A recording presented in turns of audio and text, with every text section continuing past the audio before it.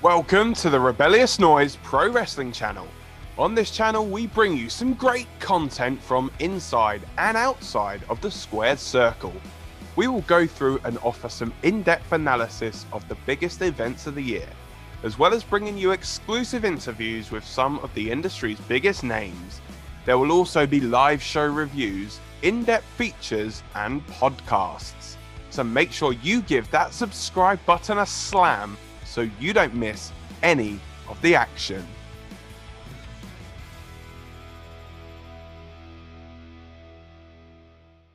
All right, welcome back to the Rebellious Noise Pro Wrestling channel. A little bit of a technical issue to start there, but once again, welcome back to the Rebellious Noise Pro Wrestling channel. My name is Scott, and this is Friday night's big preview, about to get you in the mood for the big weekend of pro wrestling coming to you from the WWE in Salt Lake City. Of course, big matches on the Saturday night's main event card. We're going to be breaking them down individually and talking about all the big moments to come out of this past week's build towards the show as well. So we'll be doing that right after this. Welcome to the Rebellious Noise Pro Wrestling channel. On this channel we bring you some great content from inside and outside of the squared circle. We will go through and offer some in-depth analysis of the biggest events of the year, as well as bringing you exclusive interviews with some of the industry's biggest names. There will also be live show reviews, in-depth features and podcasts. So make sure you give that subscribe button a slam so you don't miss any of the action.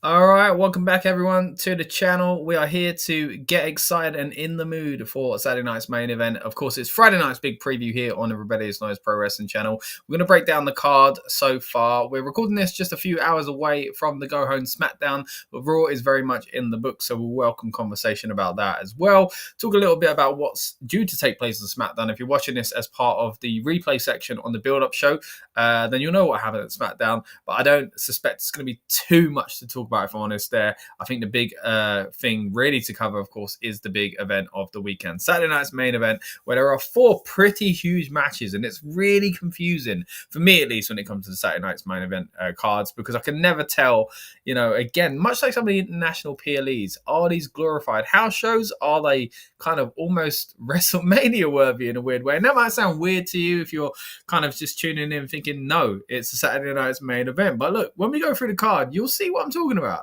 right? You've got a World Heavyweight Championship match between CM Punk, one of the kind of greatest of the modern era, in my opinion, Jey Uso, a big name in kind of WWE at the moment, for the World Heavyweight title.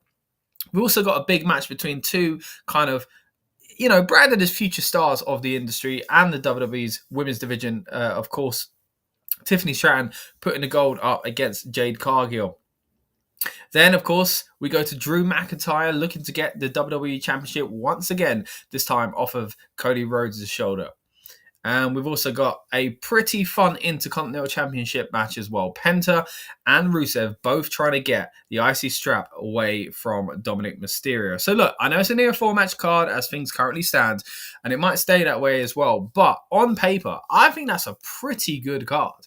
Now, will it be house show quality, or will it be WrestleMania quality? I think it's going to be closer to house show, and that's not me being harsh, but I just feel like the last few Saturday night's main events haven't really delivered that much when we expected them to. Yes, they've kind of been hit and miss.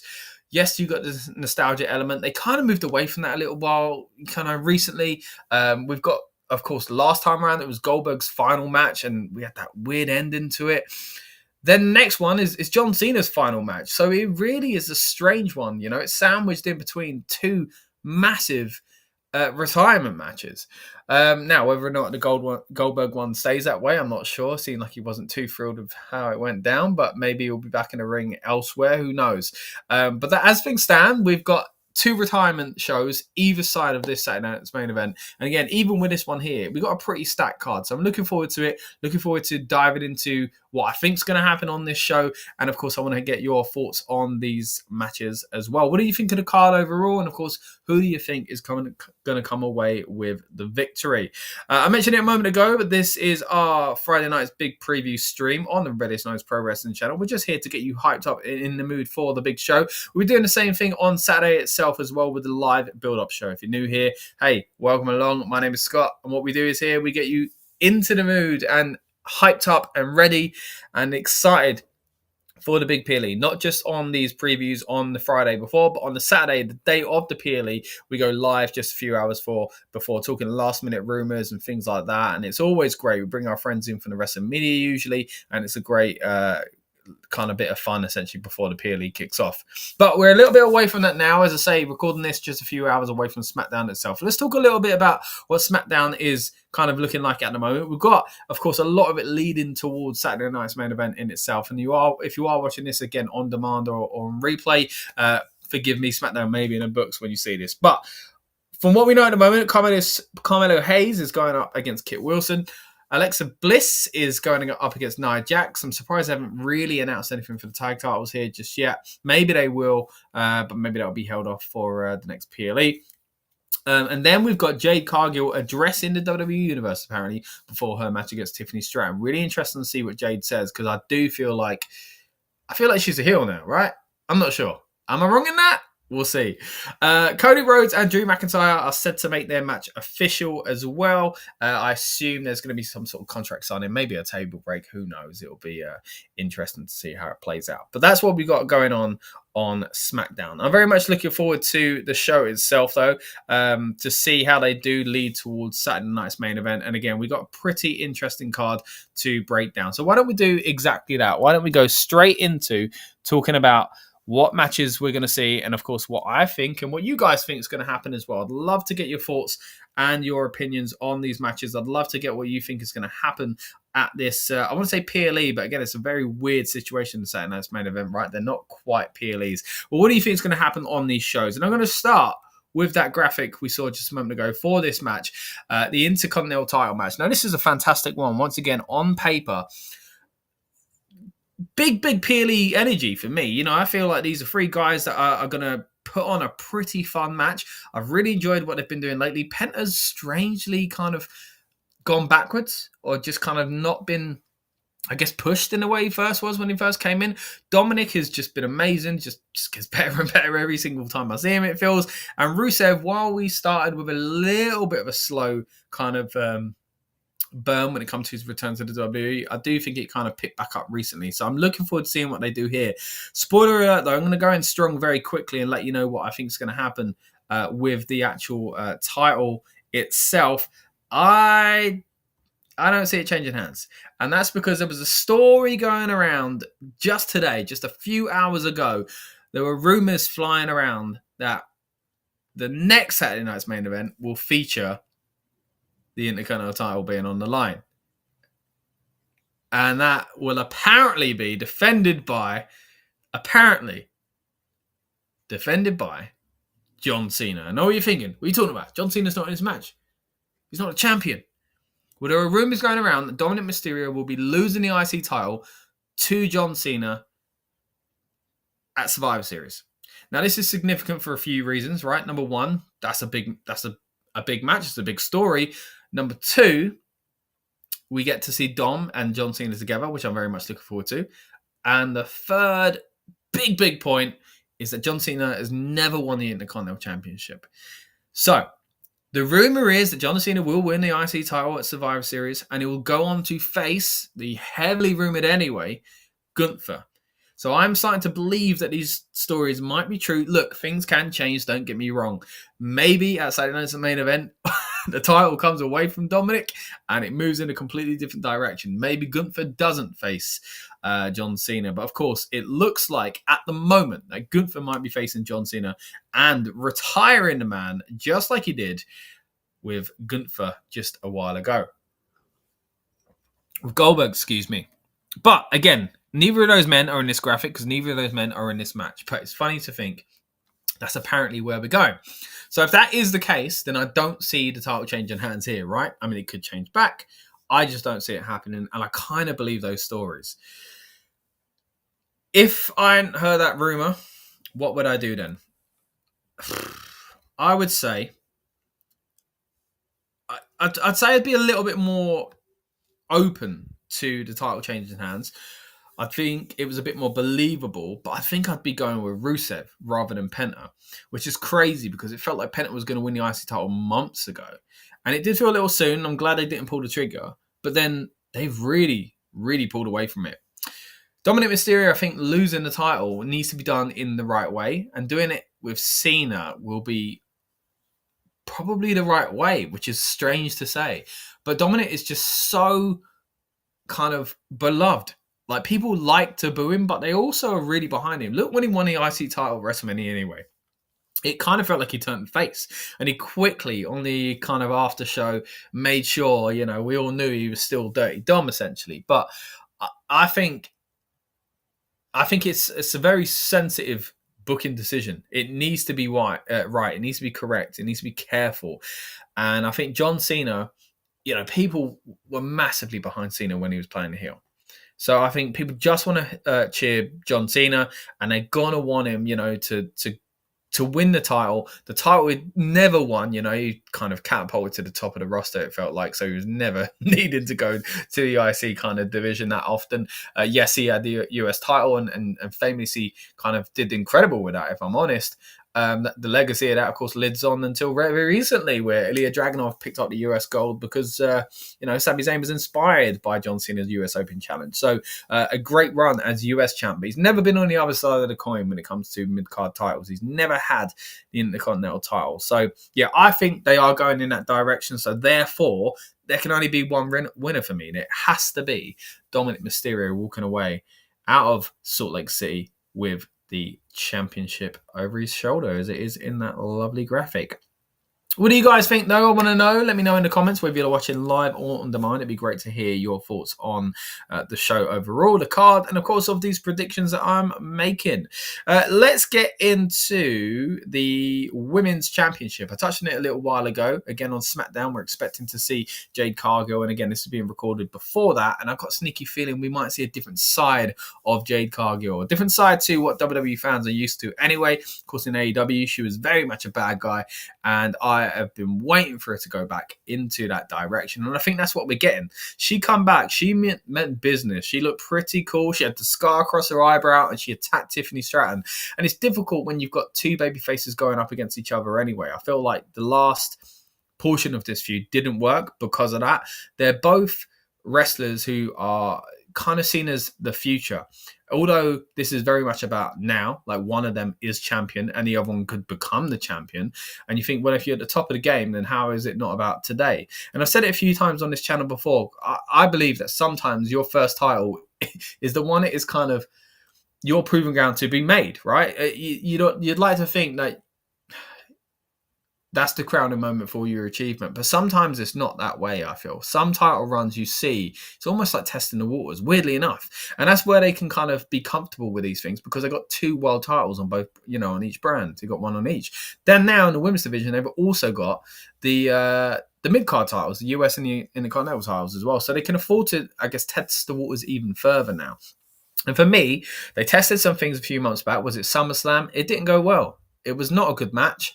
From what I remember, it wasn't one that was amazing. I mean, it was all right, but I remember thinking it was sloppy and just kind of, again, even last month, I remember doing the I think it was the Instant Reaction review and talking about how I think Tiffany did so well because she was in there with someone that kind of, highlight her positives and kind of hide her flaws, essentially. And this isn't me kind of moaning about Tiffany or Jade. They are both kind of, new in this business still and have done incredible to be as good as they are at this stage. But there's no denying that they are both kind of learning on the job as everybody is, right? But, they are a level that I don't think is represented by the title that's in this match, if I'm honest. As much as I enjoy both their work, I think this is about kind of they're making each other on the way, it feels like, in some senses. But look, I'm looking forward to the match itself because I do hope that this is something that they've kind of built on from the last one, again, which was not the most impressive outing from the two of them. So I do hope that this will be something that is, a little bit more engaging and something that they can kind of hang their hats on and be very proud of. I think they are both incredibly talented. And this might be where we get the big story coming out of it, of course, with the title change. Because for me, again, a big part about the last one was like, okay, Tiffany, can lose the title because she was getting a bit stale. Probably I felt she should have turned heel herself and then go away and like not have the title, freshen up a little bit and then come back and, build towards the title again, whether that be as a heel or a babyface. Take the title off of Tiffany, put on Jade and give it a kind of similar run to what they'd given Tiffany the first time round. It didn't happen. It was quite frustrating. I was like, if this wasn't about putting the title on Jade, then what was it about? It felt like a really weird feud to me. They were both baby faces, really clashed. But this time, as I say, it feels like to me, and even if we don't get this on SmackDown, it feels like to me that Jade is acting a little bit more ruthless. Now, you can argue she kind of just looks like the same way she did when she come into the chamber and beat up Naomi. But I feel like this was a little bit different. There, of course, she's out for revenge. Here, it just feels like, yeah, she doesn't like Tiffany. She wants the title, but and she has got that nasty scar. But it felt like a personality had shifted a little bit more. So maybe that is what we're going to get here. And maybe it's a little bit late in this feud. So maybe this isn't where we get the title change. I don't know. Or maybe she really kind of knuckles down and turns heel by doing something kind of dastardly, to get the gold. Oh, man. It's a tough card to pick because at the moment it's 4 matches and it's 4 title matches. 4 big title matches as well that can kind of shape the future in quite a big way. I mean, the IC one we've talked about how that may play into John Cena's storyline. We've got 2 world titles. I mean, my goodness, that that really does shake up the landscape when it comes to the men's division. Then we got 1 women's title, world title, main title, I guess you could say, on the women's side of things as well. So it's a really, really tough one because they're not all going to change, are they? And one of them is because the World Heavyweight Championship from the men's division, of course, is vacated. So there will be a new champion there. Unless something goes crazy. But will there be a title change? If there is, and this is kind of jumping ahead, I think it's more likely to be here than in the Drew versus Cody match, right? I'm going to go with it because she's had it too long. Tiffany's had this title for way too long. And I'm looking forward to seeing what could be different here. What Jade Cargill could do different to what Tiffany's done essentially with a title and kind of give her the opportunity here. So and it might give, them time to freshen up Tiffany's character as well by moving her away. Maybe they stick at it as a babyface. I don't know. But yeah, for me, you know what? I'm going to go with it. Jade Cargill walking out of Saturday night's main event in Utah as your WWE Women's Champion. All right, let's move on to the next match to predict. Now, this is one we slightly touched on just a moment ago, and I'm going to go straight into it here because I think this is the one that's least interesting out of the two of them, which is crazy to say when it's got Cody Rhodes versus Drew McIntyre, because I like both guys and I really, really, really, really, really, really, really, really want it to be a victory for Drew McIntyre, but I am nearly as many reallys, probably more reallys, confident that it won't be, which is a shame. I do hope I'm wrong. I don't think I am. I don't think taking the title off Cody before the kind of run into Royal Rumble and then WrestleMania makes any sense. Unless they're taking him out of the Royal, they don't want him in the main event picture at WrestleMania, which is is a possibility because there are so many big stars in WWE and Cody's had a big kind of part of the last few WrestleManias, but that kind of suggests that, well, why would they not do it again? So, I think Cody's going to probably hold the title until WrestleMania. So that means Drew's not taking it, right? Which is a real shame. I think about a few months ago, obviously Cody did lose the title and get it back. I think there would have been a great argument. And it probably still is a great argument to give it to Drew to freshen things up, but more so to take it off Cody. But because he's only recently-ish won it back, I don't know. And because we're now too close, like it's that gap of like it was kind of close already to the win, and now like even further away we get from that, we start to get close to times when they probably want to keep the title on him. So I just feel this is a stopgap, which is annoying, man, because I want more for Drew McIntyre. I'm sure many do, but I just don't see it happening here. I think any other PLE and any other time of the year, I might have started to think it. I say PLE, we don't know again. Do we consider this a PLE?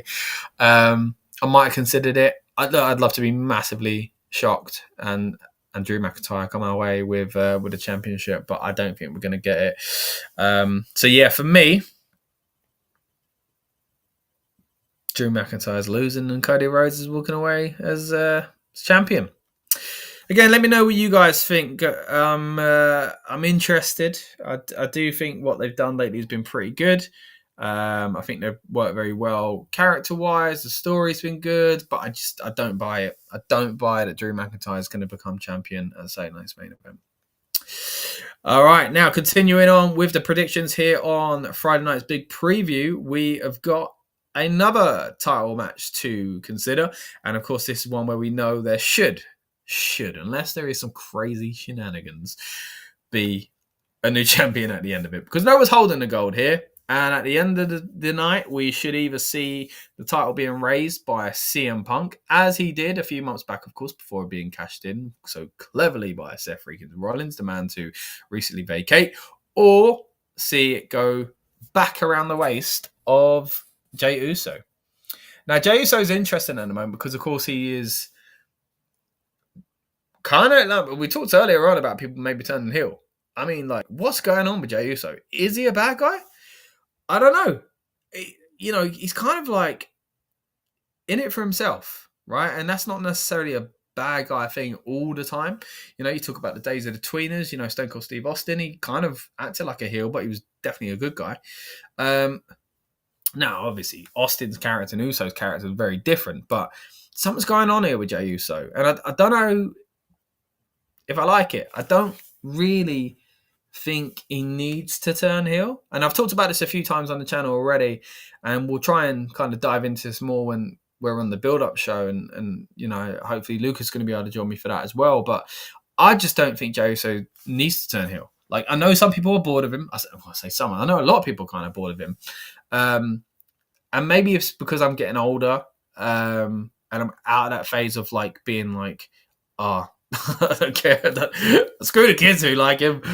How I was with John Cena. I was like, I just want John Cena to be cool. I don't care about what he's doing for the kids. But now, like, I see it a little bit differently. I am on the side of like, well, of course they want to sell Jey Uso Yeet t-shirts. Of course they want to make all these moments, visually pleasing with Jey Uso's entrance. Of course they want to have this kind of mega kind of appreciated babyface, by not just kids, adults alike.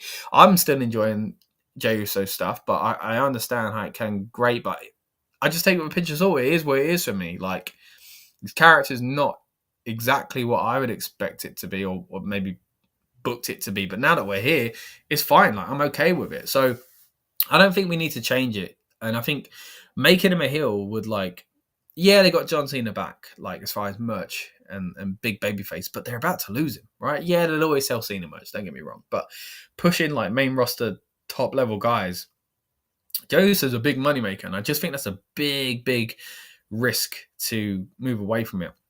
Then you've also got the dilemma of like the bloodline. Like, he was annoyed, obviously, at Jimmy, but more so at Roman at the last PLE. So something's going on there. Is it because of something leading to Survivor Series and War Games? It's really hard to tell what's going on with Jey Uso, but I don't think Jey Uso's story needs the world title, and I think the world title will, depending on when Seth comes back, surely you'd like to think they're going to get back to this Seth versus CM Punk finally at WrestleMania for the gold.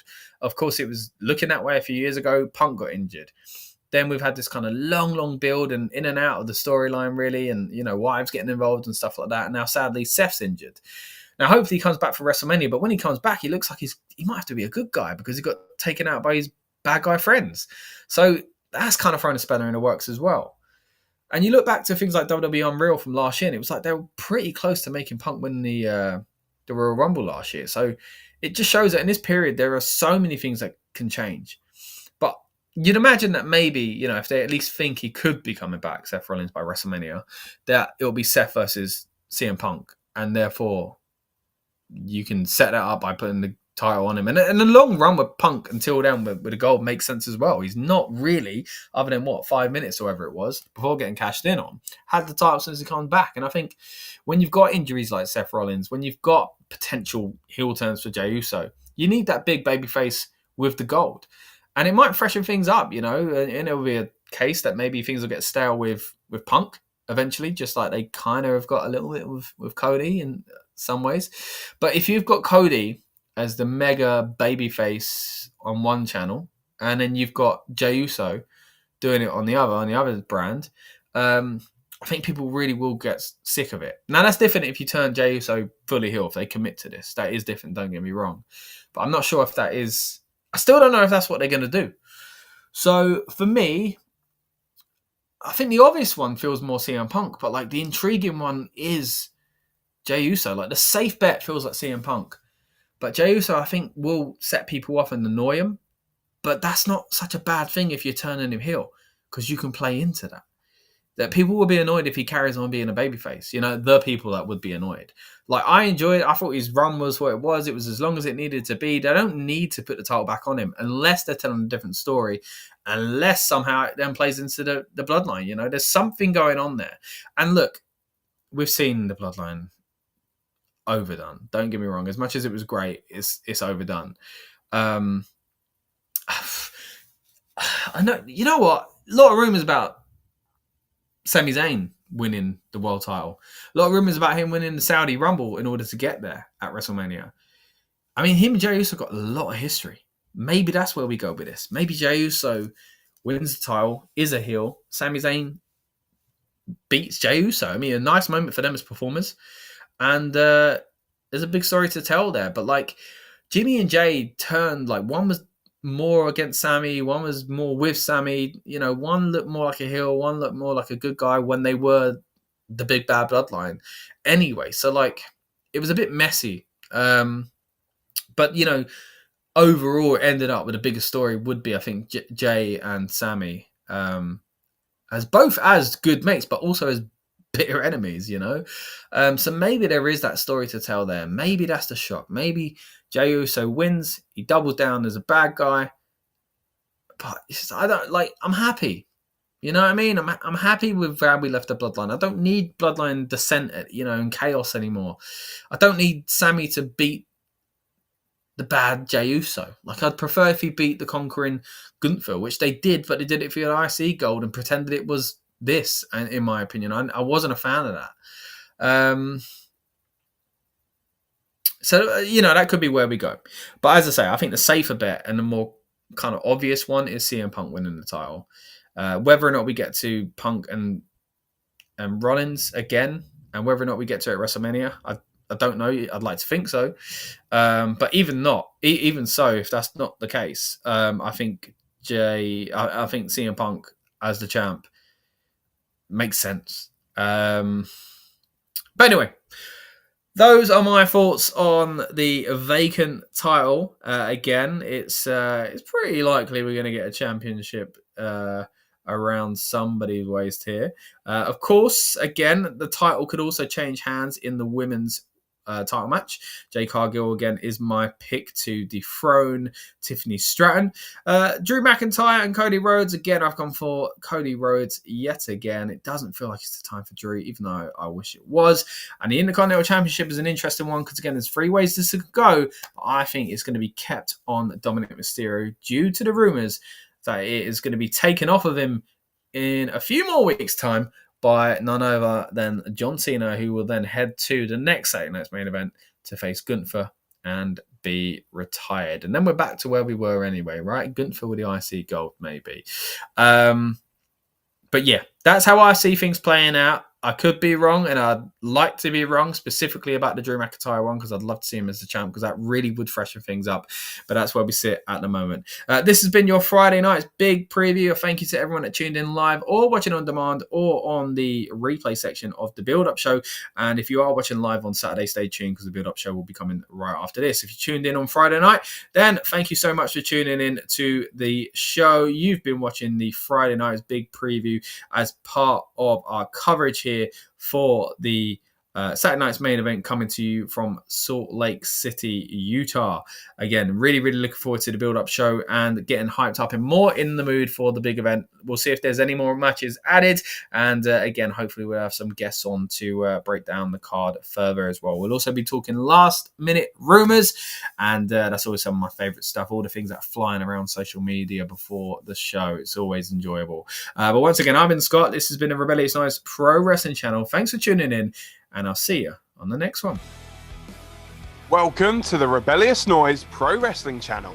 On this channel, we bring you some great content from inside and outside of the squared circle. We will go through and offer some in-depth analysis of the biggest events of the year, as well as bringing you exclusive interviews with some of the industry's biggest names. There will also be live show reviews, in-depth features, and podcasts. So make sure you give that subscribe button a slam so you don't miss any of the action.